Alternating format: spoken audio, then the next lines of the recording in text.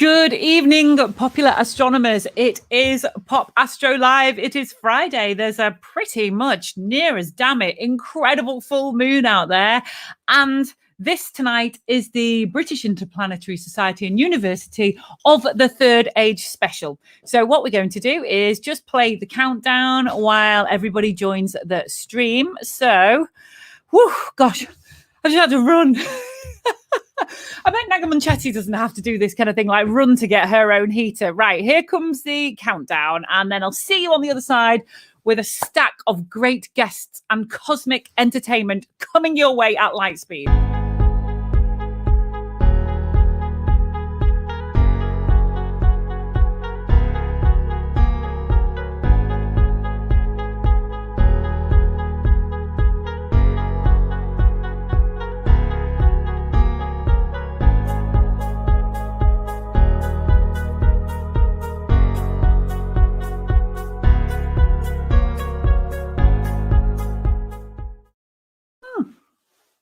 Whoa, good job that wasn't full of hot tea then. That was a big old swig of musty water. And we know what musty water means in the mug, don't we? It means that I'm back down in the stables where I think there's about 70 gigs of internet completely unused for me right now, rather than broadcasting from home like I did last week, which was basically like watching Pop Astro Live on Page or Oracle. Was Page or Oracle the BBC and CFAX ITV? If someone would like to tell me the history of CFAX and Page or Oracle. No, I reckon Page or Oracle was ITV. 888 for subtitles anyway, and the Buster Bamboozler. Hello, everybody. Anyway, I digress instantly. I just need to resize my window here because I'm about the size of a postage stamp. There we go. Let's have a look at this. Got to share my screen here with a Word document. So it's like a bit of a shoddy mosaic. Right, come on. Right. Hello to everybody who's saying hello to me in the chat room. Very nice. Hi, Sonia. Be seeing you shortly.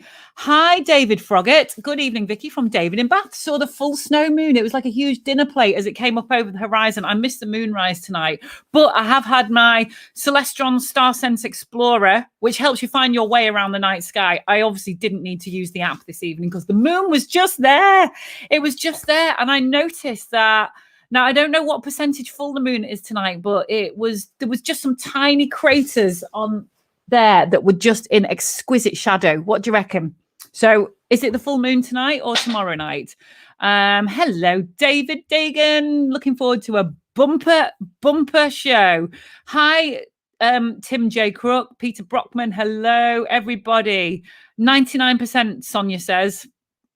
I say, and the snow moon. Hi, Vicky and everyone. The moon was massive. It was huge, wasn't it? It was big, big, big, big, big.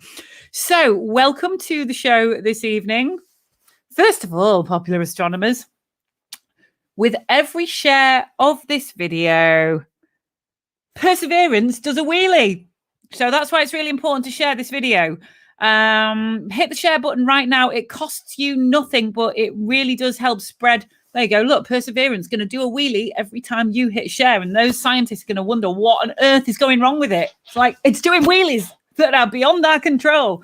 But please feel free to spread the word of the society. Hit the share button now. Hit it frequently. Let's help the SPA's algorithms.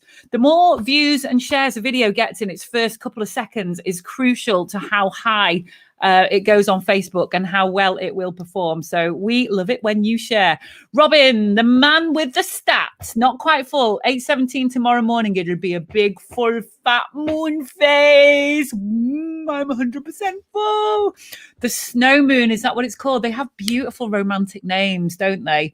I think it's the Native American ones. They bring me to tears because they're really, really visceral, aren't they? The names like the hunger moon and the worm moon and the flower moon, and they're just so natural and perfect, the names. I do love a full moon name.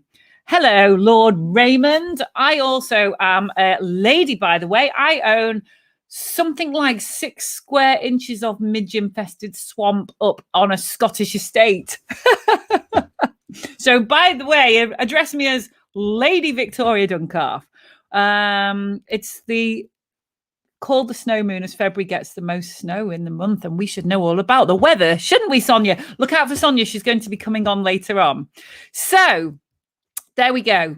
It's your show, so please feel free to join in with the chat room as well. It's great for you to mingle with fellow astronomers. I've already built up a whole list of new people that I'm just dying to meet thanks to this show. So get friending each other on Facebook if you're socially inclined like that. Please do. The SPA has got the power to transform your life. Okay. Let's have a look who our guests are this evening. We have got, oh, hi, Steve Fractal, the man with the Googleplex faces and counting. He gets more faces every time because he's a fractalized human being. We have got this evening Martin Whillock, U3A. That's the University of the Third Age Advisor for Astronomy. And he's going to be talking about the U3A and how he built his shed observatory. So that's the speaker with two facets to him.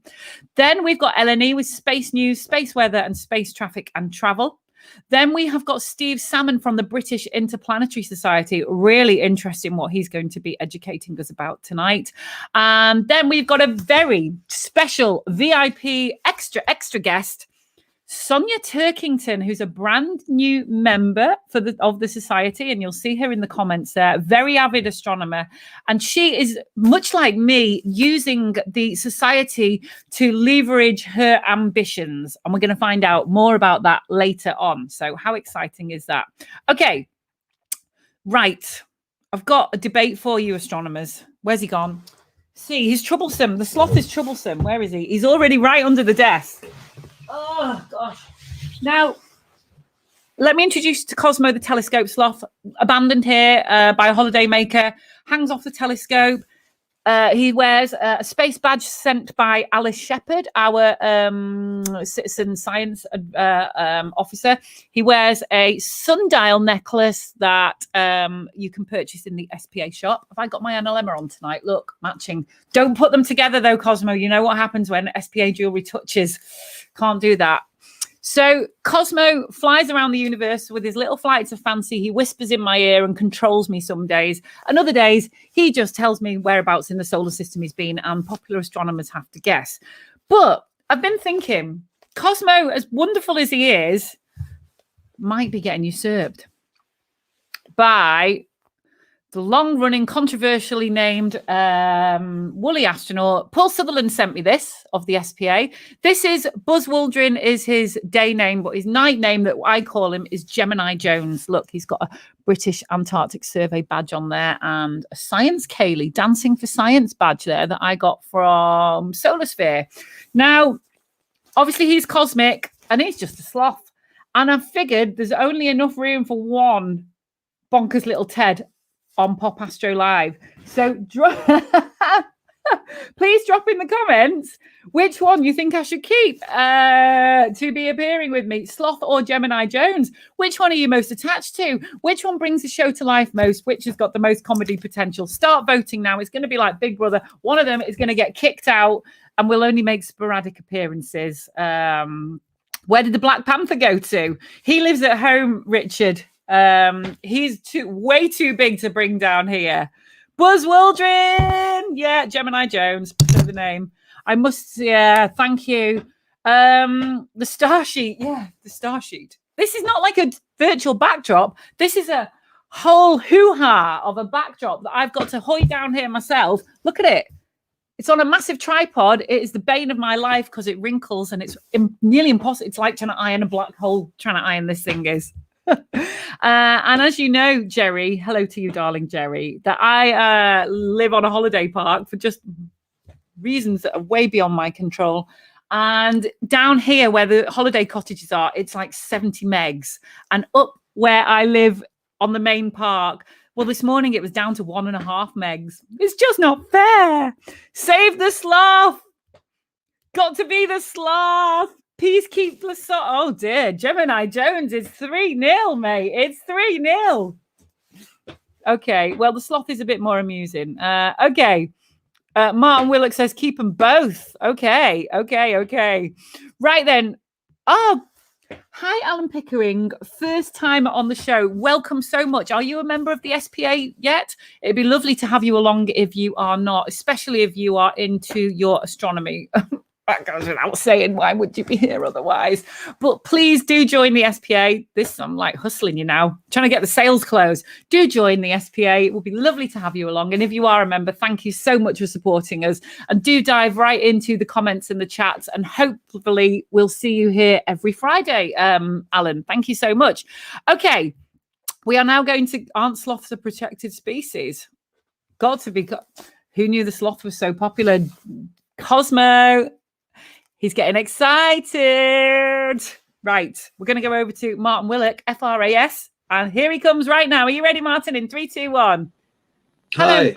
Hello, hi. How are you this evening? Okay, thanks. Yeah. Can everybody hear me? I can hear you, yes. Whereabouts are you this evening then? I live near York. Okay. Yeah. And what have you been up to today? Trying to get some exercise by going for a walk. Oh, and how far did you go? Half an hour. That's well done. That's what they say is the right amount, though, isn't it? Yeah. And it is absolutely one of the best exercises. I ordered a new headband. They came in packets of 6 the other day, Martin. They only sell these things. They were starry headscarves, but it's so tight on my head. It's so tight on my head that now actually it's just a snood instead. So how groovy is that? Yeah, very nice. I've got 6 of them if you'd like one. Yeah. Maybe we won't need them at all soon, Martin. Okay. What do you reckon? So, okay, Martin, tell us a little bit about your background and why you're on here this evening. Oh, right. Well, I'm old enough to have seen the first The Sky at Night with Patrick Moore. Yes. Yeah. So, I've been interested in astronomy for all those years. Sorry, what was the question? I think, who are you? Oh, someone's just put, it's good. Martin, Vernon has said it's good to see what you look like. Oh, right. Yeah. Okay. Yeah. Yeah. Vernon. Yeah. I think Vernon and I have exchanged emails. Yeah. Oh, he's put after 3 years of correspondence. There we go. Yeah. Yeah. Oh, very good. So tell us a little bit more about the University of the Third Age then. Okay, so I wanted to mention the U3A because I've been involved in it for some time, and when I tell people about it, they say, "What's that?" They've never heard of it, which I think is a bit sad. Okay. It's a network it's a nationwide network of learning groups aimed at encouraging older people to share their knowledge, skills, interests in a friendly environment. We have over 1,000 U3As in the UK with over 450,000 members. So it's quite a big organisation. There are no exams and no homework, just regular lessons or study groups. It's learning for fun, not with the aim of gaining qualifications. Nationwide, there is almost no subject or activity we're not involved in. And our central website, can you show my first slide there? I sure think I can. If you just give me a couple of seconds to tinker under the bonnet of my live streaming software. The first one, yeah.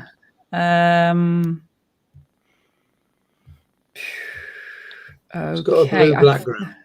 How's that? No, go up. Up. More. Right, that's it. Okay.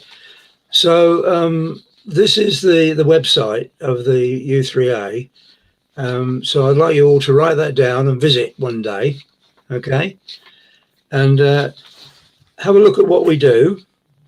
There are no age limits, but the U3A is for people who are in their third age, retired or semi-retired. For this reason, it attracts lots of members aged 50 and over. However, there are no lower age limit. There's no lower age limit. So you may be interested yourself to join. There'll be a U3A near you. There's no national membership. You only join through a local group, one of the 1,000. We have about 50 astronomy groups around the country within the U3A, which I try and support. I always tell U3A people interested in astronomy about the SPA, try and get them to join, and I've had some success there. And I also tell them about their local astronomy association and encourage them to get in touch with them. Okay. So, do you want me to carry on with the next part of my... Yeah, anytime you're ready for the slide change, just say next slide. Right, okay. Next slide then. Okay. There we go. How's that? Okay, fine, thanks. The shed obs. Now, this is about my back garden observatory. And I thought it would be worth doing it because the sales of telescopes in the last year has gone way, way up. So there'll be lots of people out there who are trying to work out how to operate their telescopes. And some of them will have got to the point where they're getting fed up with taking them in and out of their houses and doing polar alignment every time they set them up. And the advantage of having an observatory is that the telescope's there already and all you have to do is switch it on. So the next slide, please. Oh, nice. Okay, so here's my shed. It was a garden shed, which I altered, and I'll say something about that. Can you see the... Can you see my pointer? No, perhaps you can't. No. All right, never mind. Well, you can see that the roof is in two parts. The part furthest away is the bit that rolls across the bit that's near, and that reveals the deck with the telescope. It was just a garden shed. David Airley, I wonder who's oldest, you or me? We all know an astronomer. An astronomer 80, never David. reveals their age. You're 80. I'm 80, David. So yeah, it was just an ordinary garden shed, and I managed to obtain some money and the agreement of my wife to make it bigger and to install a proper deck and the big telescope I've got. So the first thing I had to do was cut the end of the shed off and extend the length of it. And that was a bit of a palaver. Anyway, we got that done. So it's like a telescopic shed then? Yeah, the roof slides off, yeah. Very good. Now, people thinking about building an observatory are often attracted to the idea of having a dome in their back gardens, because they look cool from the outside. But from a practical point of view, they're complicated and expensive. And you need a really big one to get enough room inside for you and maybe a visitor and your telescope. So the best option that I suggest is a rolling roof. And my shed obs is a version of the rolling roof idea. Some people have flat rolling roofs. Mine is pitched, as you can see. So next slide, please, Vicky. Right, so this is a sideways drawing of the shed obs. It's a halfway through cross section. The shed obs has three functions. The left-hand side is a workshop. The deck on the right, the top of the deck is the observing area with a pillar going up through it, and under the deck is a storage area with fluorescent lights underneath it, so I can see what's going on. So it's not a dark hole underneath the deck. I can get under there and get my stuff in and out. Okay. Next slide, please. Ooh. So this is a general view looking in from the doorway. Yes, it is a mess. It usually is. Where does the astronomer go in there? Yeah, exactly. So here on the left, you can see my trusty lathe, and then in the middle across is the edge of the deck with the step ladder hooked onto it to go up onto the deck, and the white pillar in the middle has the telescope fixed on top. Okay. Oh, right. I see. Okay. Wow. Yeah. I've never Yeah. seen anything like that before. That's really cool. It's I'm just, oh, wait a minute.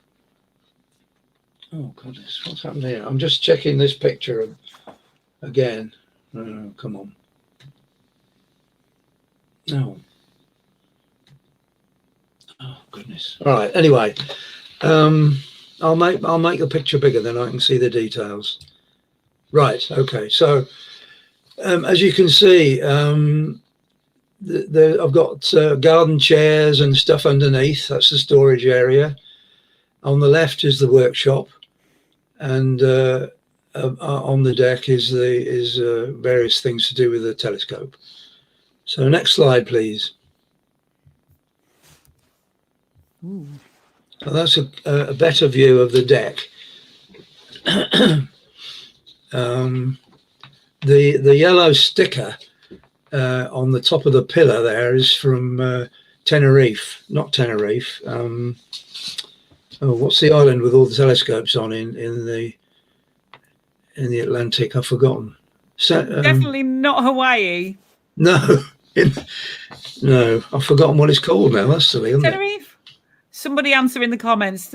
Oh gosh, I'm showing my own naivety here now. My memory's failing me. La Palma. Never mind. La Palma. Yes, thank you, Robin. Yes, very good. Yeah. I went to La Palma and had a really good time there, and got a personal tour of the big telescopes after many years of negotiating, because it's very difficult to get access to the telescopes there. And the sticker below the yellow sticker is the York Astronomical Society. That's my local society. The roof is lined with expanded polystyrene, the black and white speckly stuff there you can see, and the rest of the shed is lined with polystyrene as well. This is a temperature control attempt, because one of the problems with astronomy, with observatories, is that if they get too cold and then the damp weather comes, you get a lot of condensation on the equipment inside. So this is an attempt to reduce that. The ventilation in the shed obs is like a termite mound. There's a hole in the door at the front near the ground, and then behind the telescope there's another hole. So the air circulates from the ground and up through the back of the shed, the back of the top of the shed, and that takes the moisture away. So the ideal space around a telescope is about 2 meters, and so I tried to keep a good 2 meter area around the telescope for getting around it and having visitors. Right, next slide, please, Vicky. I'd just like to say well done to our good friend from the SPA, Kath, on her promotion. All right. Okay. There we go. Well done, Kath. So this is another general view of the shed obs with the roof rolled back. Yeah, on the left there at the top, you can see some little Tibetan prayer flags. Oh, I use a dehumidifier. Yes. Don't tell me you climbed Everest. No, I got this from the Buddhist temple in Cumbria. Oh, right. Okay. Yeah, dehumidifiers in observatories are a good idea. but my system seems to work very well, and I've never had any serious condensations problems. For new people who've got telescopes, they might find that they get condensation on their telescopes when they take them out of the house, and this is because of the temperature change, and having an observatory keeps the telescope and all the glass at the ambient air temperature, which is what you want. There's a stage between buying a telescope and building an observatory, and that is having a pillar in the garden.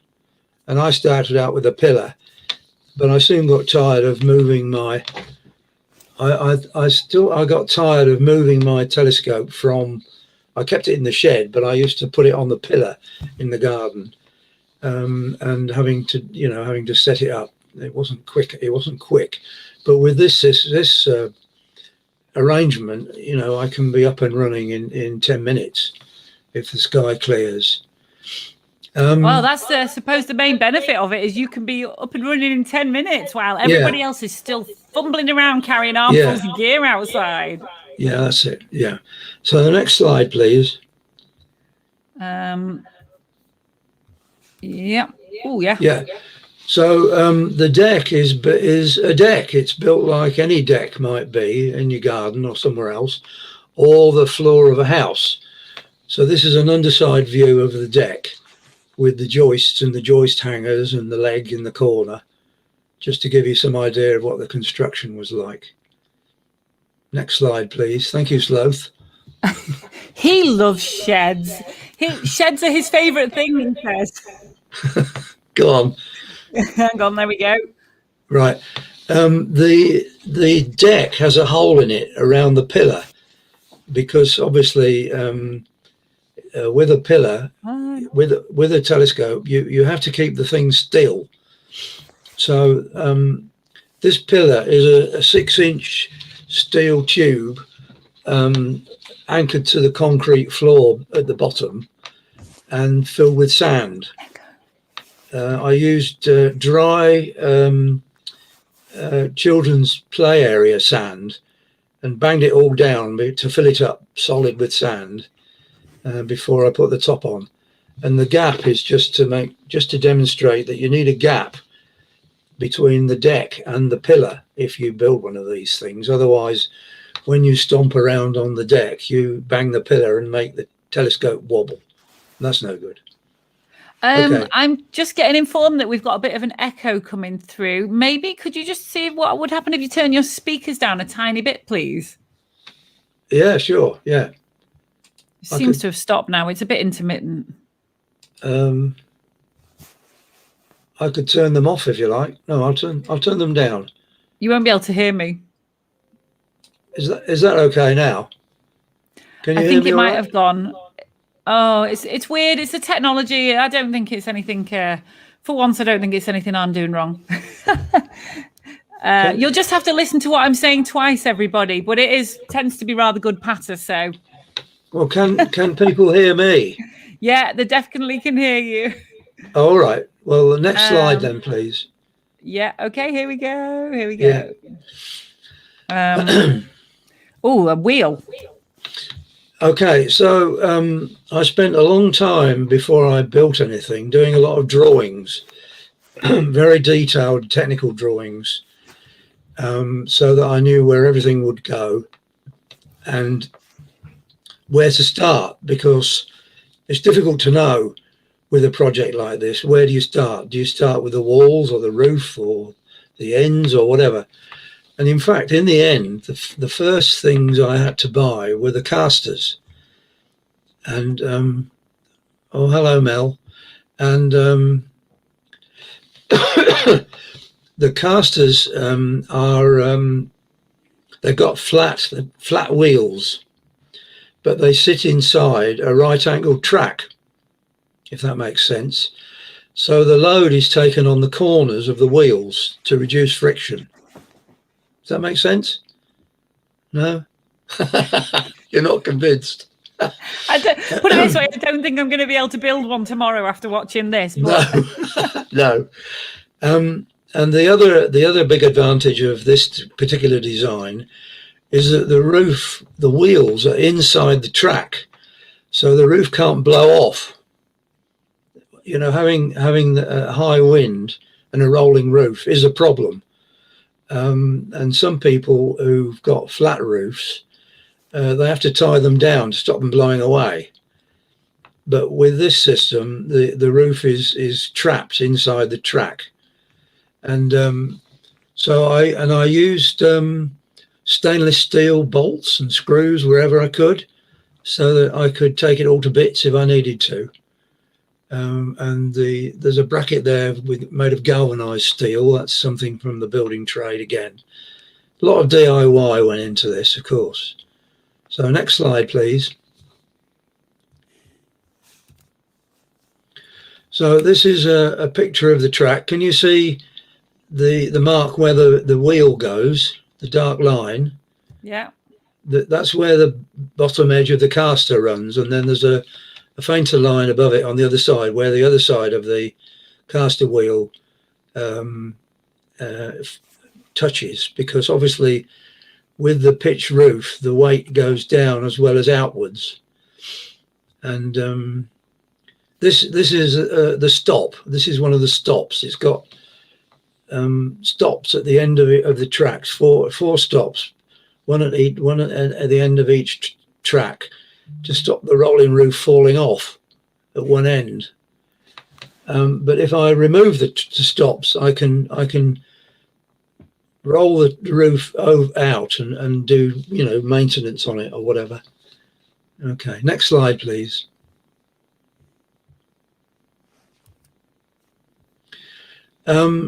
This is the roof with some anti-pigeon spikes on the top. In fact, this covering proved to be the most expensive part of the whole project. This is butyl pond liner, you know, the black stuff that you make ponds with. It's an artificial rubber, and the rubber I bought for the roof here was £124 just for the rubber. But I'm glad I did, because roofing felt is awful stuff. It's very brittle, and it leaks and cracks. It's horrible. So I decided I need a really reliable roofing material. The rolling roof itself underneath the pond liner is made of quite thin strand board, quite light, but it's quite strong. And the rolling roof is strong enough to walk on if I ever need to. And we've got lots of pigeons where I live. You can see some of the poo there. Okay, next slide, please. Oh, this is my power supply for the telescope, which needs 12 volts DC, and this is the kind of power supply that people with telescopes will be familiar with, and it's commonly used for CB radios. So that's just fixed on a bracket underneath the deck, so it's permanently wired in and permanently on. Well, it's not. No, I switch on the mains for it when I go to use the telescope. Next slide, please. And there's my 8-inch Skywatcher reflector on the pillar and on its mount. The mount, for those who are interested, is an HEQ Pro with a SynScan dongle on it, so I control it now with my mobile phone using the wireless connection, which is actually quite good. The handsets that come with these mounts, they don't seem to be very reliable somehow. But anyway, so that's my story. You can see the original handset hanging down there, but I don't use that now. These pictures are about I don't know, 4 or 5 years old now. Okay, so I think that's the last one, is it? Let's have a look. Any more slides? No, that's it. That's it. Thank you. Yeah. Well, I mean, for any astronomer who wants to learn how to build a shed. You like email, don't you? I do, yeah. I'd be very happy to share ideas or send drawings or whatever with anybody who wants to email me. And are you happy to give your email address out now? Absolutely, yeah. What is it then? Well, it's a bit complicated. It's Martin backwards. Nitram. All right. Nitram. I'll put it in the comments. Nitram. 82. 82, yeah. The year at born. Yeah. Whillock, WHILLOCK. Yeah. ME.UK. Oh, say that again. Wow. I bet they love you at the call centres when you're giving this out. Yeah, that's right. Yeah. So Nitram82 at Whillock.me.uk. There we go. I'll put that in the comments. In the Whillock. I've got a very strange name. There we go. You can see my name on the screen there. Yeah. Now, Martin, thank you so much for that. Was that okay, Vicky? Yeah, everybody's saying great observatory. And I mean, you are, just to change the subject slightly, you are a long-time contributor to the SPA's magazine and what have you, are you? Is that correct? Yeah, on and off. Yeah, Robin's allowed me to put things in. Brilliant. Well, thank you. And how long have you been a member of the SPA for? Oh, goodness knows. At least 15 years, maybe more. Okay, well, thank you so much for being such a loyal member to us, Martin. And do you want me to take any questions now or not? Well, if anyone's got any questions coming through in the next maybe. Well, yeah, because we've got quite a few guests to get through now. So right, we'll leave that. Just well, if you want to hang around in the oh god, my microphone's fallen off. If you now I put it on my thumb. That's heavy. If you want, look at this. It's a beast. Your sound's gone. Can't hear you. I'm back now. If you want to, just in the green room, if we get any questions, and then I can get you back on later to answer any questions. Whatever you feel, yeah. Whatever you think. Okay. Yeah. Thank you so much, Martin. Okay. Okay. Bye-bye. Bye. Bye. But Naga Munchetti never drops a microphone on her thumb, does she? Right. Okay. Thank you so much for that amazing talk, Martin. That was a real geeky one this evening. But we know how as astronomers love to get in depth and in detail about the best and easiest ways to view the sky. So that was a great talk. Thank you very much. And thank you for your ongoing contributions to the SPA, Martin. Most appreciated. Right now, last week we had problems with Eleni. She disappeared into the ether with no sound. So hopefully it's going to be better than... Hi, baby. How are you? I'm all right. How are you? You look dashing this evening. I love the hairband. Oh, thank you. Thank you very much. It's because I'm in a freezing cold room made out of glass. So pretty. Oh, my God. That sounds painful. How are you today, Eleni? I'm good. I just had an amazing catch up with friends online that I haven't seen them in ages, and it's put me in such a great mood. So, yeah. Oh, it's been a good day. Oh, thank you. I can tell from your smile. Right. Okay. So, right. Eleni, let me have a fiddle round and get your settings correct. Now, I need to do your share screen. Right. So you should be able to see. Do you want to try go full screen? Yeah. There now we you go. see. Oh, it takes a while. I've been having serious problems with my PowerPoint trying to get a full screen share on this software. See, it works. Lovely. You're gonna have to tell me the magic button that you pressed. I spent half an hour trying to do mine this evening and had to give up in the end. So I'm going to disappear and I'm going to disappear and let you carry on. Lovely. Okay then.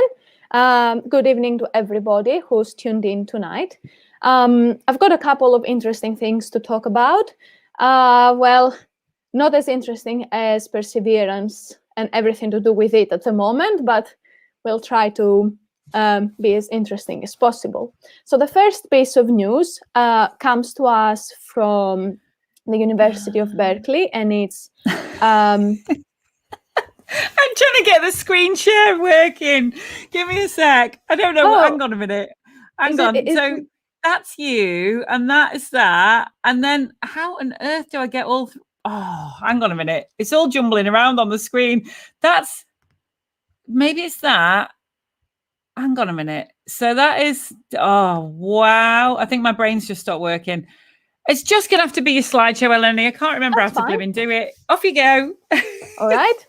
It's fine by me. All you need is my voice. So yes, this piece is from the University of Berkeley, and it's actually the work of a PhD student. And it's essentially a 3D atlas of 1.3 million binary stars, which can be found within 3,000 light years from Earth. And it's all courtesy of the latest data from the Gaia mission. So we have to thank Gaia for that. What an incredible mission. Now, this particular data set and this atlas is going to be very useful for astronomers. Most of the stars in it are main sequence stars, so they're in their prime of adulthood, we can say, like 30 to 40 years old if they were a human. And this particular data set could prove very useful in answering a lot of questions, like how do mass ratios get distributed in these binary pairs, or how are their separations and their eccentricities distributed, and many other questions that have to do with the nature of a binary system. So hopefully we'll hear more about that in the future. And moving on from binary stars, I don't know why can you... Oh, there we go. We move to James Webb Space Telescope. Now, please forgive me. Sometimes my tongue keeps saying WJST instead of JWST, so apologies for that. So what are we going to see? What are we going to see using this telescope? So this was published a few days ago, and the telescope is actually scheduled to launch with a target date for October 31st. So fingers crossed it actually gets launched finally. And it is a very promising mission because it will show us things. It will reveal information that even the Hubble telescope couldn't see. So it's very exciting times ahead for observational astronomy. The JWST combines an infrared detecting and high-resolution instruments. And this massive foldable mirror that you see here is a 6.5 meters in diameter. So it's almost 2.5 times as big as the Hubble one. So we should get a lot of data in greater sky coverage and a lot of things to work with. So something to look forward to. The data that it will collect will allow astronomers to probe a lot of interesting questions. And I've just included a couple here, but it's by no means limited to those. So we will be able to look at things in like the birth and death of stars in much more detail. And there is also a promise of actually probing the nature of dark energy, which is what we believe that makes the universe accelerate today. So fingers crossed it actually gets launched at the end of this year. Right. In space weather and traffic, we have a solar wind approaching. Woo! I know, right? Pretty exciting. So its ETA is between the 1st and 2nd of March. And we're looking at a solar wind stream traveling at 500 kilometers per second. So anyone who is around the poles, just keep an eye out. There should be some amazing auroras coming up. And I will leave you with this gorgeous picture. I know, it's beautiful. It's a 360-degree panorama of the Jezero crater, and it's actually stitched up from 142 different images, all taken with Perseverance's Mastcam camera. Mastcam. It's an interesting name. Sorry, I find it funny. I don't know why. And the images were taken on the third day of the mission, which has the very cool name Sol 3. Yeah, so I will leave you with that one, which is absolutely gorgeous, and I will pass it on to Vicky. Oh, thank you, Eleni. Have a lovely weekend, and I hope you get to chat with some more of your friends who you've been hanging out with online. It's nearly time to start seeing people again. And you know what? I've got my first invitation to a house party in late June. Provisional. Oh my God. With all my really exciting. Yeah, with my really cool DJ friends in Manchester. So I'm like, oh, I'm going to have to go to that. Oh, yeah. Fingers crossed for that one. Oh, Eleni, John here says, I tried plotting the stars, pairs of stars from Gaia. It takes a long time. I gave up after 10,000 pairs. Ooh. That's God loves a trier. That's why it's called perseverance, isn't it? But it's interesting to see the pairs with different apparent separations. Wow. It is. It's so many interesting things you can see just by plotting those data sets from Gaia. It's crazy. Oh, you're getting applause this evening. Thank you, Eleni. Sonia says, and Eleni says, Sandra, and Bob Jessamine, the man with the best profile Thank you, guys. picture. I really appreciate all the support. It's great for me. Makes me feel really good. Oh, it's good, isn't it? Yeah, you can't beat a bit of ego fluffing via the SPA. It's great. Thank you so much, Eleni. Have a lovely weekend. Go and enjoy. Go and enjoy the beautiful moon. Will do. Bye, guys. Okay, bye. Bye. Hey, that was good, wasn't it? Right. Not too many technological disasters this evening. How are you all? Let us know what you've seen in the sky this week. Answer in the comments. Double points if you discovered a comet or Planet X. You never know. Someone watching this might have discovered.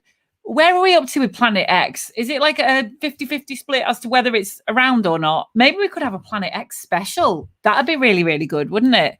Do we have any Planet X specialists? Imagine spending your life looking for a needle in a cosmologically sized black haystack. Wow, that would drive you crazy, wouldn't it? How's my internet doing tonight? I'm looking a bit choppy on my screen. Do let me know. What's the comment here say? You see Mars, Pleiades, and Orion Nebula. Sonia, I saw your fantastic pictures. They were really, really good. Kath, as per usual, taking lots of moon photos. They were so good. Jed says, thank you, Space Traffic and Travel. I know, it's the only show with space traffic and travel. Well done, Ian. He took his first pictures of M81 and M82 this week. That is fantastic. Off the top of my little head, I don't know which ones they are, but I'm sure they're amazing deep sky objects, and I'm sure you did a really good job, Ian Nelson. Right, okay, so, oh man, let's have a look here. Horsehead Nebula, the moon, but can't get enough of watching the Perseverance stuff. Internet is looking good. Thank you, Ian. Okay, well done, everybody. Signal good here. Thank you so much. It just must be my computer failing a little bit this evening. Okay, right now then, we are going on over to, Bodes and Cigar Galaxies. Aren't they gorgeous? Is that the pair that's like together that are like that? They're really cool. Internet seems okay at my end, but I don't think Pluto cares. It just doesn't. It's like, who gives one? What does it say? What is it when you don't care? There's like talk to the hand. No, it says something, doesn't it? Oh, God, I can't remember what it is. Bothered. That's it. Need to get guiding working again. Keeps failing. Oh, good luck, Ian, with that. I'm glad I don't have to bother with such difficult technicalities. Right then, we're going over to Steve Salmon of... Oh, Steve, I forgot to put my BIS. I forgot to put my BIS hoodie on. Oh, don't worry about it. Can you hear me okay? Can you hear me? I can't hear you. Yeah, my microphone seems to be going off when I'm touching it. It must be your cable. Steve, you're in Rome tonight. Yes, indeed. What are you doing there? Benvenuti a tutti.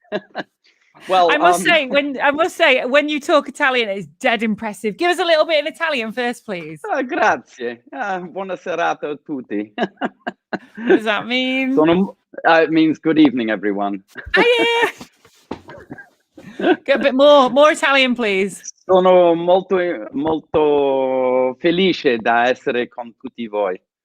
I'm very happy to be with you all. Of course, it's Pop Astro Live. So, Steve, tell us a little bit more about, first of all, who you are and what you do for the. Now, I am gathering. I think that quite a few people here won't know what the British Interplanetary Society is. Right. Okay. Well, I've got a little slideshow, if that's all right. If I can share that with you, just to give you a little more details. I can. No, I can do it on my share screen, I think. Yeah. Is Steve, that all right? You know, no, it's not. When we were testing you the other night, it was better without the AirPods. It sounds a bit telephony without them. Fine. Right. 1 second. I'll plug in here instead. Oh, yeah. Or maybe even just no headphones at all. Well, I'm not sure. It's all very new technology, all this, isn't it? Is that better? Carry on talking. Let's find out. No, there's nothing coming through them. Oh, they're very quiet. Really? They're really quiet now. Say, give us a little test. 2, 3. They're okay. Yeah, I think we just now the screen share's not here now. Sorry, just 1 second here. Just trying to get out of this app as soon as. Here we go. Okay, I'm fine. Can you hear me now? Yeah, I hear you now. Yeah. Oh, Kath has met you. She's had a. Oh, wow. That is very loud. Yeah. Met you at AstroFest and had a go at docking with the ISS on the Soyuz Simulator. Oh, now you've gone off. What's happening? Oh, it's gone on mute. There's tech problems in it. Tech problems. Can't unmute your guest. Their mic isn't connected. Can't hear you, love. Get the AirPods back in.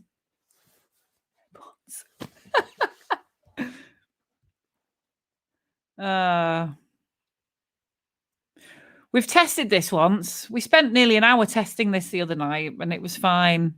You'll have to connect your AirPods, Steve. No. Oh, hang on, it says you're on mute. Oh my God. It says I can't unmute you. Your mic isn't connected. Can't hear you. Plug your AirPods in.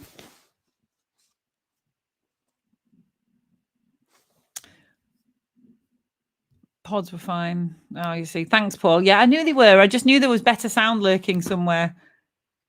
Do you want to try reconnecting? Why is it not working? Unmute mic. Their microphone. It's saying your mic isn't connected. Got it. Sorry. There we go. Muted. Amazing. Sorry. Let's all learn to lip read. It would be great. Sorry about that, Steve. Yeah, it's just me being a diva about the sound. Right. Okay. Can you do your screen share? Yeah, just 1 second. Let me go. Just 1 second. Sorry about this.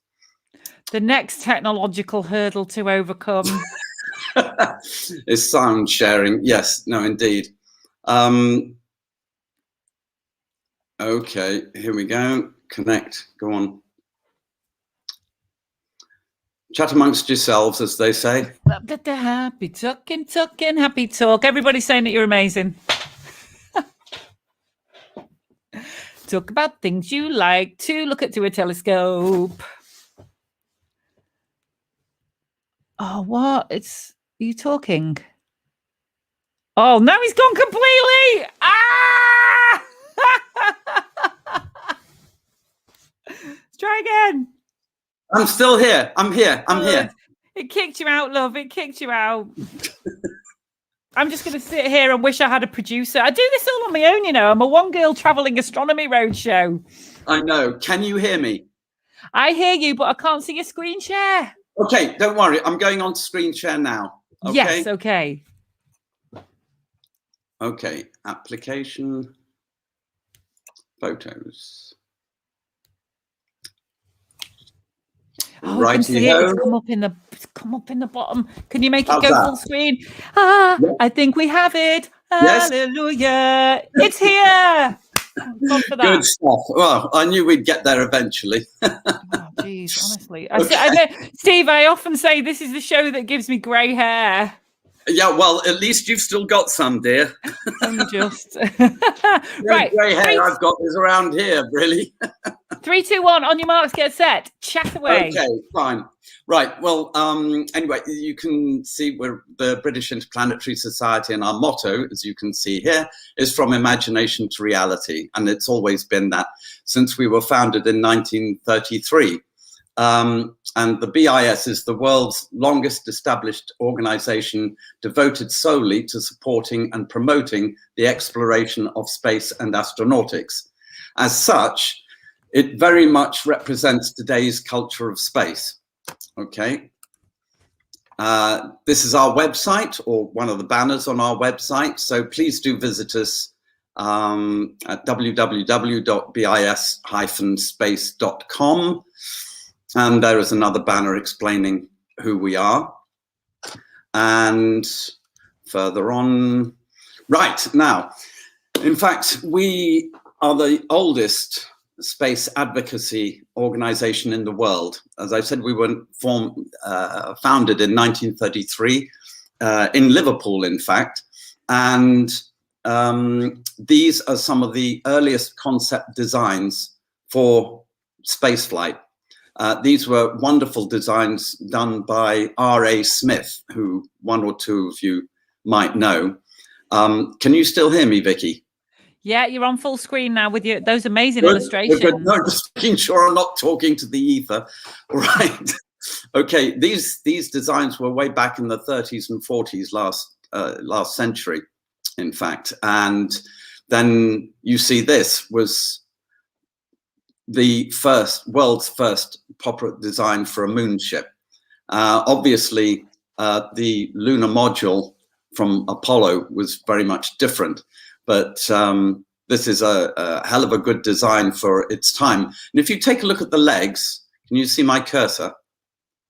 Yeah, I can see it. Right. So those are in fact really pretty close to what the Apollo lunar module had, and we got a very nice letter. I think it was from Grumman, if I'm not mistaken, and someone will correct me very quickly if I am, saying thank you very much for the design of the legs and also the number, because originally, apparently, they were going to go for 5 legs for extra stability. And our guys said, actually, that's not necessary. You'll be perfectly stable with 4. So they went with 4, which is nice to know that we had such a, because one influence, of course, we had with NASA. And now you may recognize this from a couple of weeks ago. Hello, good evening, David. David Hardy was on your show a couple of weeks ago. I know, and it's through David that I think you've ended up starting to follow the show, and now you're a guest on it. So wow, we've really got the power to make you famous here, Steve. Thank you. So this is Lovely. One of my favorite of David's pictures, and one of the earliest images I remember as a child. In fact, seeing this in one of the space books I had. So anyway, you can see this the BIS moonship there in this wonderful painting. And we were also the first to come up with a design for a lunar spacesuit, a spacesuit for going on the moon. And obviously this is very different from what happened with Apollo, but no one else had come up with anything at all for how to be on the moon and in space in a vacuum. And in fact, very recently, sorry? What was that? I was just moving the heater and it's like... It sounded something like out of a horror movie. I am in the haunted stables. Well, they're not haunted. Better you than me, dear. I've convinced myself. I did get really spooked out here. But yeah, I love that spacesuit because I've seen that in the, is it the Leicester Space Centre? That's right. Yes, built by Stephen Wisdom and some of the people there. And, I think it might make this noise as it moves.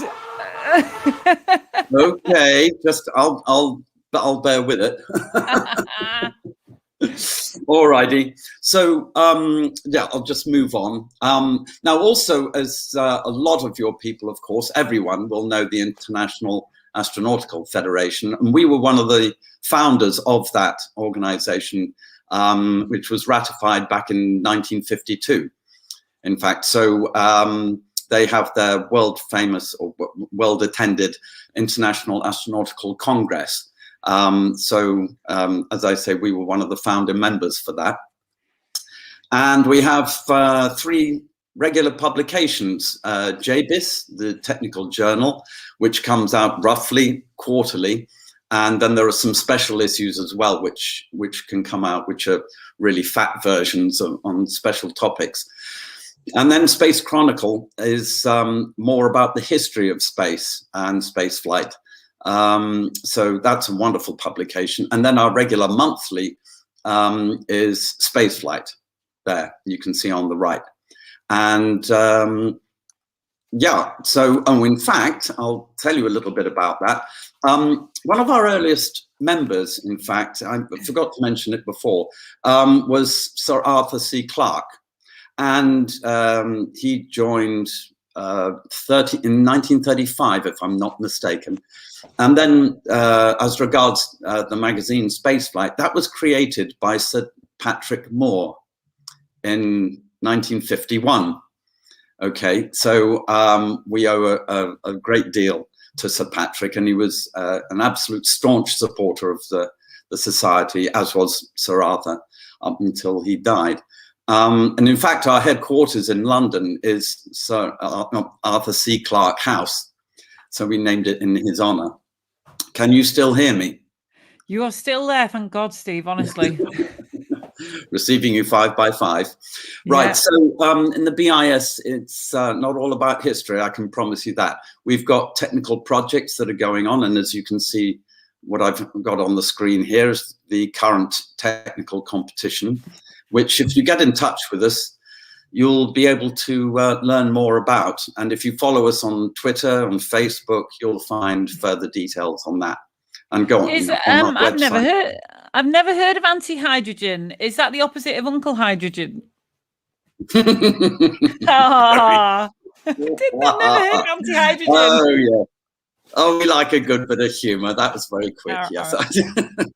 But I haven't heard of anti-hydrogen though, honestly. Well, don't worry. We learn something new every day. And if I'm absolutely honest, nor did I, actually. I'm not on the technical side at all, I have to say. Out of the 3 publications that I get from the BIS, I get 2 of them, Space Chronicle and Spaceflight, because the technical papers, I have to say, I'm sorry, are way over my head, most of them. So don't worry about not knowing about anti-hydrogen. You can sleep well. Can I move on? Yes, let's go. Yeah, okay. So here, and David will recognize this as well, of course, we also run the Sir Arthur Clarke Awards every year, I believe. And so they reward people in various different categories in the world of space. And so it can be anything from education and outreach. It can be technical papers. It can be achievements in space industry. There's a whole raft of different categories. And we just closed the nominations for this year's, or at least for the 2020 nominations. But if you want to nominate anyone for next year, or during for this year's service, as it were, then please keep an eye on our website, and then you can nominate them for one of these very special, wonderful awards. And in fact, as you can read from it, it was given to both David Hardy and Patrick Moore for this wonderful work, which also David was talking about a couple of weeks ago, which I have several copies of this, which is an excellent book. And these are some of the more recent winners. So that was from 2 years ago. Obviously, there wasn't one last year because of COVID. And then from a previous year as well. So all very, very happy bunnies and feeling very Dallas Campbell. Wonderful awards. There's Dallas there. Right, I'm going to get one of those awards. Well, why not? Go for it, dear. I will steal one off Dallas Campbell's mantelpiece. Well, indeed, as you can see him there, he's holding one near center to the left. We see him. Yeah. So, yes, now moving on. We also take part every year with AstroFest, which all of you will know about, in Kensington, London. And we really love being there. It's a great hive of activity and interaction with those of a similar passion, similar interest, which is fantastic. And so we enjoy doing that very much every year. And here we have the Soyuz Simulator, which was developed by our Italian section here, BIS Italia, and from scratch. Yeah, this was designed and built, and the software, the graphics, everything was done from scratch, and it's hugely impressive. And anytime we bring it out at a public event, there's huge queues always for it. So now, just to let you know, biggest branch UK is the West Midlands, and they run, amongst many other things, and they've had a lot of lectures on recently online over the last year or so. They've been doing great about having lectures once a month, in fact, online. And but this is pre-COVID, obviously, and this is one of the space days that was being held in the Midlands, and that's another shot of another event. And they're hugely attended, very, very popular, and really, really good events. I love going to them. I drive all the way up from London just to be there for the day. It's really, really good. And yeah, there's the Bromsgrove Astronomical Society. I don't know if there's anyone watching in from there this evening, but anyway, that's just one of the many astronomical societies that gets involved in that. Is there a BIS? I'm sorry, just to interrupt. I'm out in North Wales. Is there a BIS in my region? Not yet. Not yet. We're all the time looking to set up branches. Okay, so we're putting the call out pretty soon, actually, for those who are concentrated in particular areas and would like to start a branch of the BIS. I mean, I might be the only person at it, give or take one or two people, but I can eat all the biscuits then. You might find it a lot of work just to run a whole branch on your own. You've got to set up events and, no. But please do get some other people together and see about setting up a BIS branch there. Yeah, we don't want everything to be, London centric. Yeah, where our headquarters is, as I mentioned. So we're definitely wanting to have different branches and different regions. Okay. So sorry if my voice is shivering a little bit. It's really cold in here. The heating's gone off and I'm freezing. So I apologize to one and all if my voice is going a little bit. Anyway, this picture is of us at New Scientist Live, and we've been doing that since they started 4 years ago. Oh, there's Tim Peake hiding in the middle there. Indeed it is, yes. And if you see next to him, on the right is the Apollo 15 command module pilot and a great, great friend of the BIS, Alan Worden, who sadly passed away in March last year. A fantastic character, really lovely, was always there with us and hugely supportive of the BIS. And then next to him, as you may recognize, is Helen Sharman, who, in fact, a lot of people don't realize or don't know that she was, in fact, the first Brit in space. Okay, she went up with the Russians 29 years ago. And we held a huge celebration on the 25th anniversary of her flight. And that was fantastic. And we had, listen to this, Vicky, we had 12 ESA astronauts come over just for that celebration. And Tim Peake at the time was in orbit, and he did a direct communication with us, and we were at oh blast, I can't remember, it wasn't the Science Museum, Imperial College, thank you. Imperial College for a live feed communication with him. So that was very exciting. Anyway, this was a couple of years ago.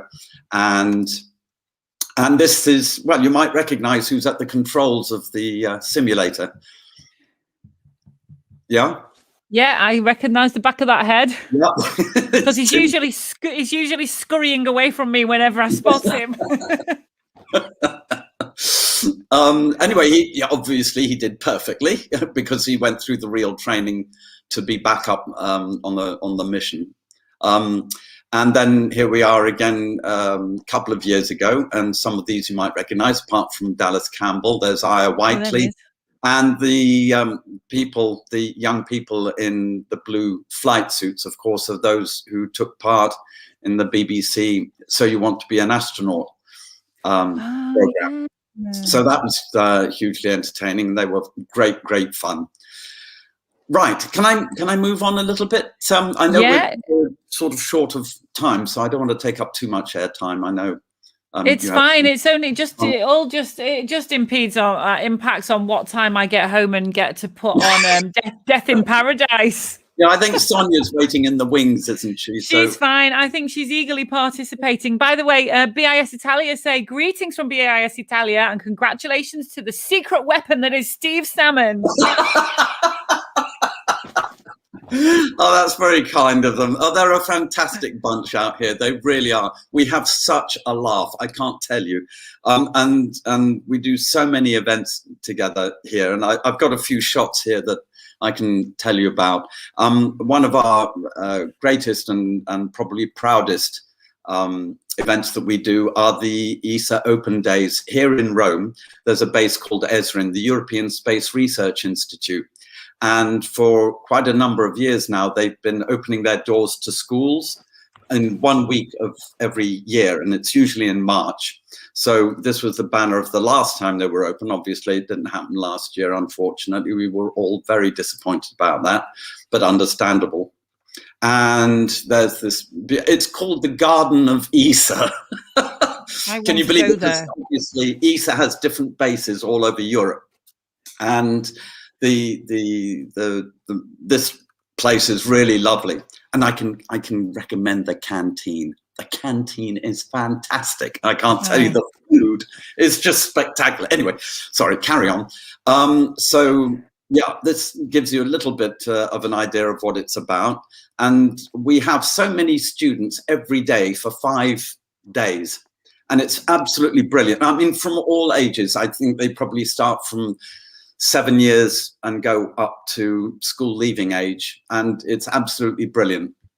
And so this gives you a little idea of what we do with them. Yeah, so many different activities. Of course, we have the Soyuz docking simulator, but also, as you can see top right, there's a lunar landing simulator as well. And we have lots of lessons given by people who really know what they're talking about.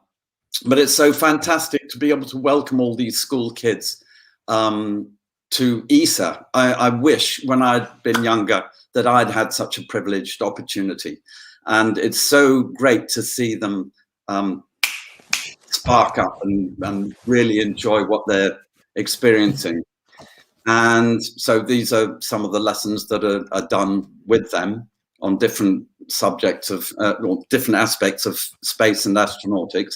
And then at the end of the session, which is half a day, yeah, for each session, they get to launch rockets, which is such fun. Even some of the ESA staff come out of their offices to watch this, I tell you, because they love it just as much as we do. And so we absolutely love doing that. And then just very quickly, some days, of course, are not conducive to launch because it's too wet, too windy. You know, you just can't launch. So obviously the kids are disappointed as well as the adults. But in fact, it's a very good lesson because it actually teaches them that in reality as well, if conditions are not good for launch, you can't launch. So that in itself is a little lesson. God, my voice is really trembling, isn't it? I'm so sorry. It's not nerves. It's just that it's so cold. Anyway, now another event that we do out here in Italy is European Researchers' Night. So that's one night in the year, as you can see, and we provide a lot of things. As you can see over on the right-hand side, all those screens are lunar lander simulators, right? So this is also hugely successful. It's just such a shame that it's just for one night, actually, because there's so much good stuff that goes on during that. And we've done it at ESRIN, and as you can see in the pictures here, but also at ASI, which is the Italian space agency. So we're also involved with them at different times for different events. And then moving on, right now, another huge event which goes on, and as you can see, it's here in Rome again, is the Maker Faire. Now, this is the European edition. So Maker Faire, if you know, it's a wonderful event of innovation and creativity. So you can, if you've designed a new 3D printer, or you're having wonderful pieces being printed by a 3D printer, etc., new robotics, etc., you can show your stuff at Maker Faire. But this is the biggest one in Europe. So thanks to the organization, the team out here, we had, over the last couple of events, in 2019 and 2018, we had a vast area of one of the exhibition halls just for us and the people we had invited to take part. Asimov is a wonderful organization that creates, I don't know if you can, over on the left-hand side here, can you see where my cursor is? Yeah. Yeah. That's a huge model of a Saturn V rocket. Nice. And that's their specialities. They build these fantastic models. And so we're very, very happy to have them obviously exhibit in our space as well. But you can see all the kids there. And there are a lot of adults who come as well, because they also get an education. And that's a lot of what we're about in the BIS, is we don't just celebrate our history, as it were. A lot of what we do is outreach. And that's what we like to focus on. So inspiring the next generation and encouraging them towards STEM careers as well. So here in this picture is another picture of BIS Italia's lunar landing simulator, again built from scratch. Yeah, which is absolutely amazing. And there you see, there's another shot of just how big that model of the Saturn V is. And that was just one of the many exhibits there. Here we are, another shot of the lunar lander simulator. Now this is an Apollo command and service module and lunar module docking simulator. As you know, when the Apollo missions were launched, the command and service modules together had to detach from the third stage, turn around and dock with the lunar module to pull it out of the third stage encasement. And this is a simulator similar, if you like, in some ways to the Soyuz simulator that they also developed. But as I say, this all their own work. And this particular one is fantastic also because it uses the original Apollo guidance computer program, which is really smart, very smart to do that. Right, now another thing, is it right for me to carry on, please? Sure. Okay, all right. No, I'm going on a bit.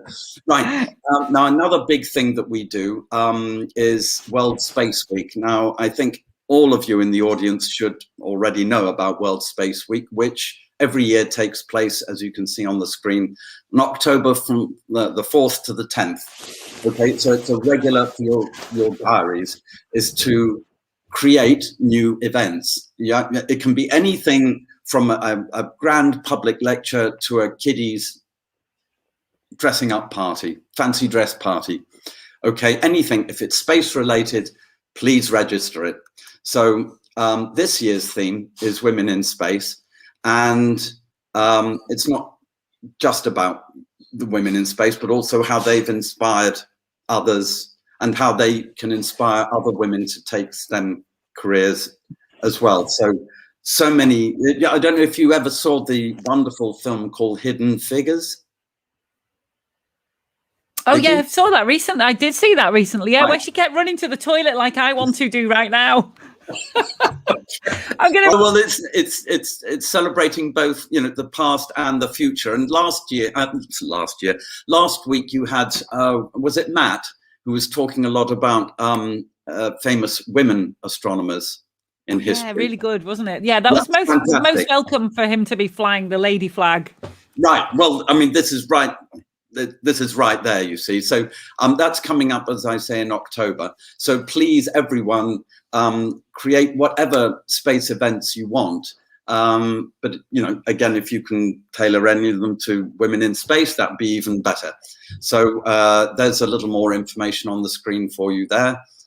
Just go onto our website and then you can go down to World Space Week in that. Okay. Right, now another wonderful thing that the BIS does is to support the students for the exploration and development of space. And this is a wonderful organization of students, just run by students. They do it so professionally, I can't tell you. And they have their own annual conference at different universities around the whole of the UK.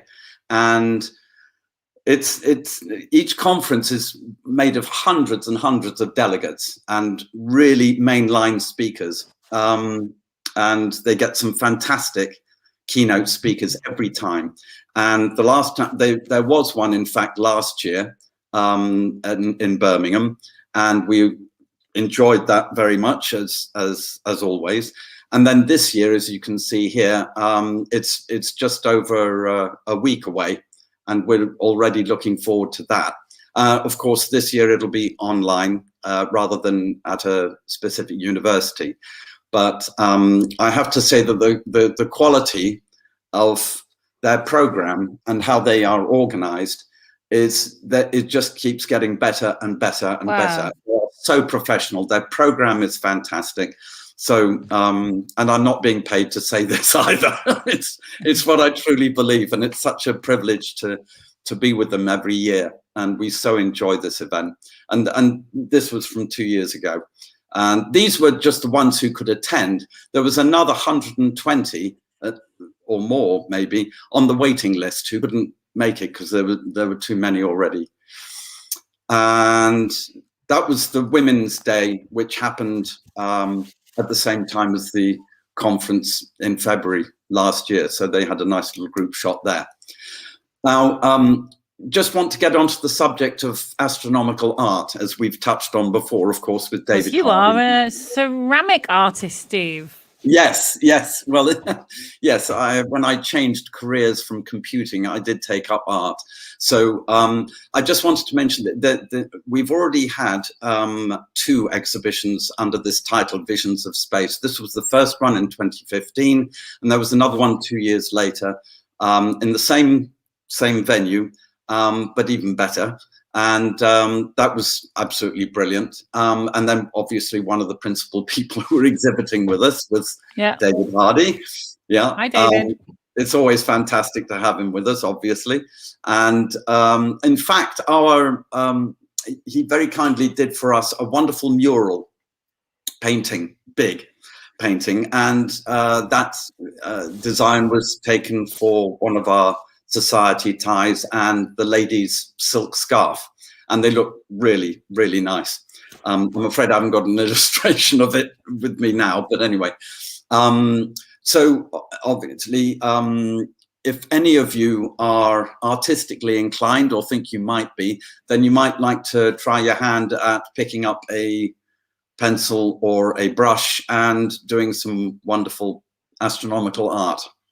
And then you might even consider joining the IAAA, of which David Hardy is a former president, in fact. So as the name implies, it's international. so no restrictions there. And I've just joined myself, actually, but I still have to send some images up. Okay, so just very quickly, these were some of my designs from a while ago that were space inspired. So as you quite rightly said, Vicky, I was trained in ceramics. So these are in ceramic, just little night light holders. Those I call moonlights, and that's starlight. And then some other ceramic pieces that obviously space inspired. Now, this was a hugely proud moment for me because I was asked by my good friend Vix to produce a piece for Al Worden to sign and auction for us at one of our Reinventing Space conferences. And there he is holding the finished piece. I didn't mention much about the conferences we do, but please go onto the website, see, and we do some really fantastic conferences. Reinventing Space is coming up in June later this year at the Queen Elizabeth Hall. That's going to be really fantastic. What's the date? What's the date for that, Steve?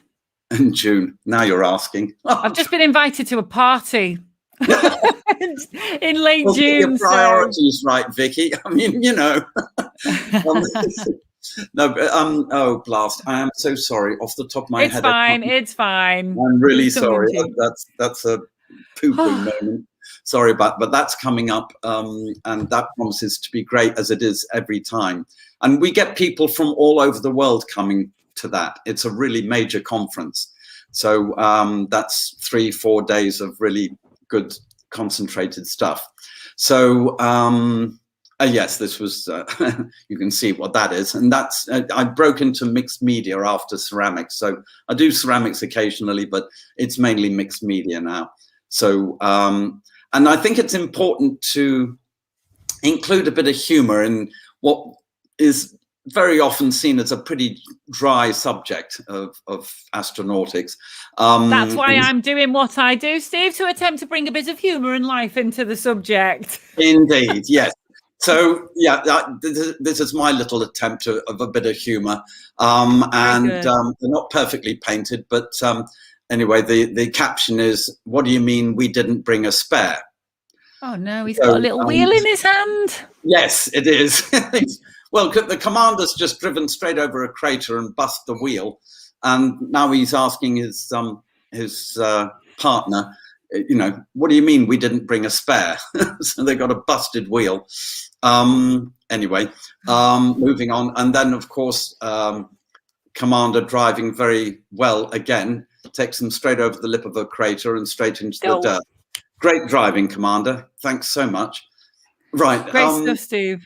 Then moving on, just very quickly, this is watercolor on a canvas.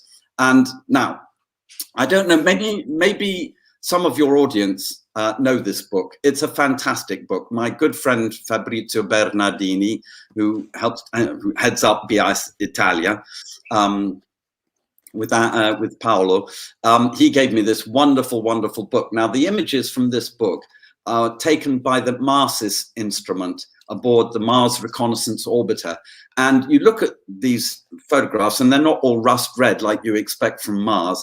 The instrument actually measures distance and height using different colors.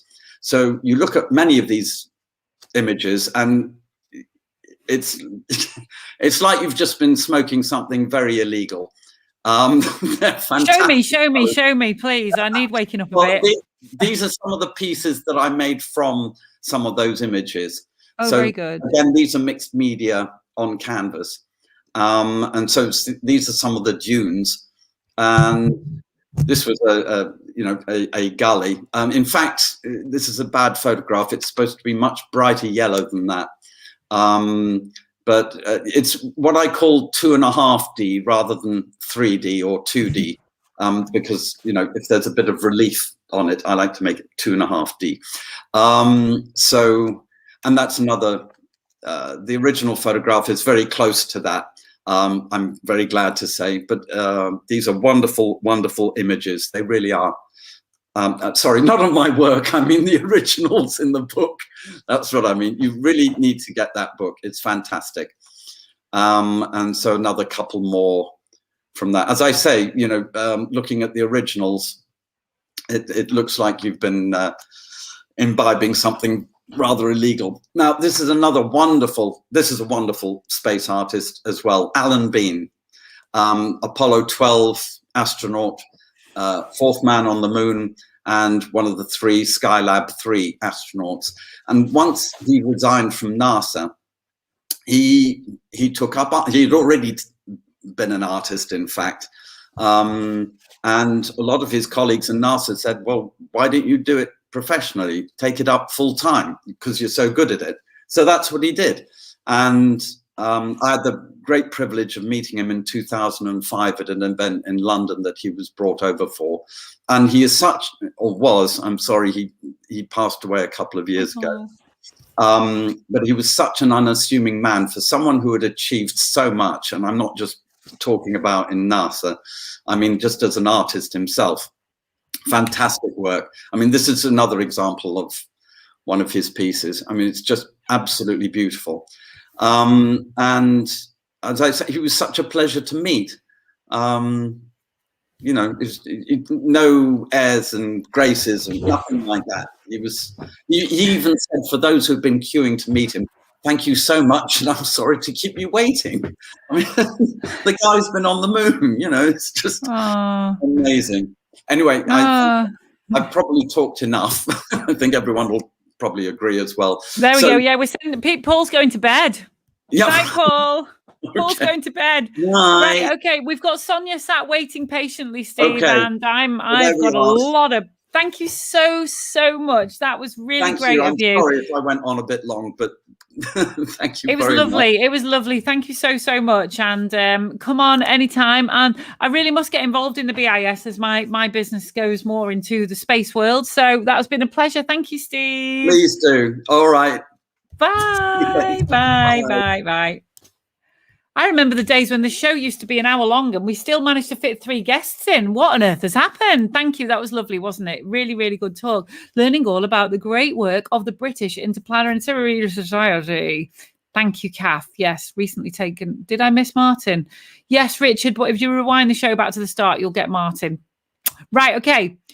Sonia, are you coming in the green room now? I think I'm just going to have a little nap while I wait for Sonia to appear in the green room. She's probably trying to connect now. She's probably panicking and faffing around with the phone.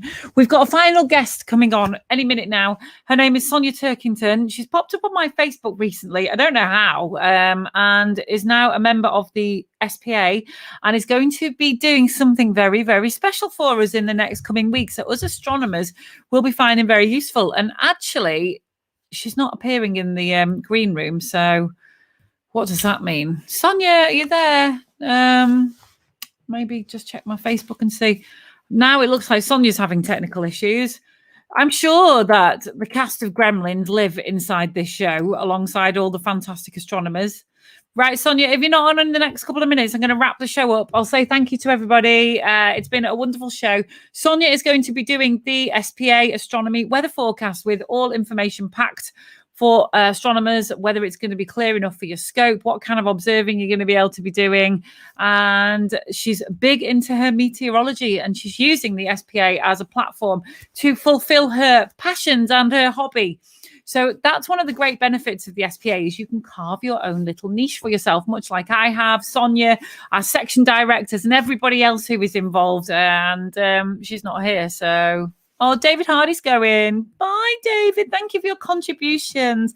Thank you for putting in touch with Steve. I don't know why Sonia can't connect. Okay, well, the good news is the sloth is staying. Gemini Jones is going. Off you go, love.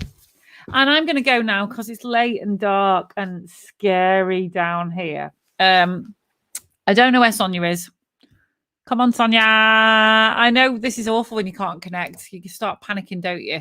Thank you, everybody, who's contributed in the chat room. Share the video. Get involved. Next week, we have got our...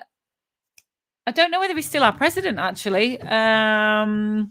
Stephen Sargent and somebody else. Have you got your new magazine? It is lovely. Smells good. It came in the post. This is our monthly magazine.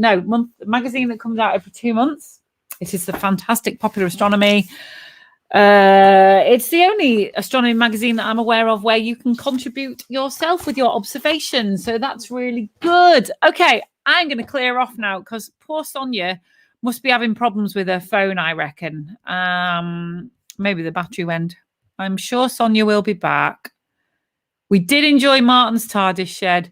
It's only 9:34 p.m, Vicky. Stay with us. Well, it is quite early, really, isn't it? But I'm starting to feel a bit... It's hard, It's hard when you finish broadcasting. You've got to pack up and go home. And I'm sinking in my seat now. I'm also on a very uncomfortable chair here. Shall we start unpacking? Maybe just look at the laundry behind me. Look at the laundry. Thankfully, not my laundry. Oh, I did bring my laundry down here. I've got to empty the washing machine. That's just another chore as well. Okay, thank you, everybody. Sorry Sonia didn't make it. We were really looking forward to seeing Sonia. So was I. But I'm going to go because I'm hungry. The sloth is staying. The sloth is staying. Thank you, everybody, for all the lovely comments and everybody for helping me out. And I'll see you all next week. Bye.